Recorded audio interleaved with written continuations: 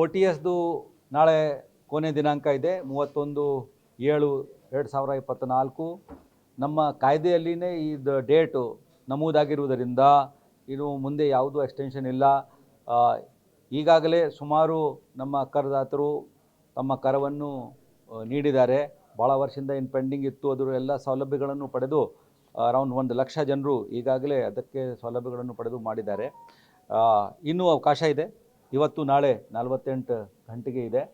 ತಾವು ದಯವಿಟ್ಟು ಆನ್ಲೈನು ಮತ್ತು ಕೆಲವು ತೊಂದರೆ ಉಂಟಾದರೆ ಎಜುಕೇಷನಲ್ ಇನ್ಸ್ಟಿಟ್ಯೂಷನ್ಸ್ಗೆ, ಶಿಕ್ಷಣ ಸಂಸ್ಥೆಗೆ ನಾವು ಏನು ಹೇಳಿದ್ದೀವಿ ಅಂದರೆ ಅವರು ಆಫ್ಲೈನು ಕೂಡ ಲೆಕ್ಕ ಮಾಡಿಕೊಂಡು ಡ್ರಾಫ್ಟ್ ಕೊಟ್ಟು ಕೊಡ್ಬೋದು. ಯಾಕೆಂದರೆ ಅದರಲ್ಲಿ ಸ್ವಲ್ಪ ಕಂಪ್ಯೂಟರ್ ಅವರಿಗೆ ಗೊತ್ತಾಗ್ತಾ ಇಲ್ಲ ಅಂತಲೂ ಹೇಳ್ತಾ ಇದ್ದಾರೆ. ಅಷ್ಟಕ್ಕೆ ಮಾತ್ರ ಒಂದು ಅಪವಾದ ಇದೆ. ಅವರು ಆಫ್ಲೈನು ಕೂಡ ಕೊಡ್ಬೋದು. ಎಲ್ಲರೂ ತಮ್ಮ ಆನ್ಲೈನ್ ಮುಖಾಂತರ ಕರವನ್ನು ನೀಡಬೇಕು.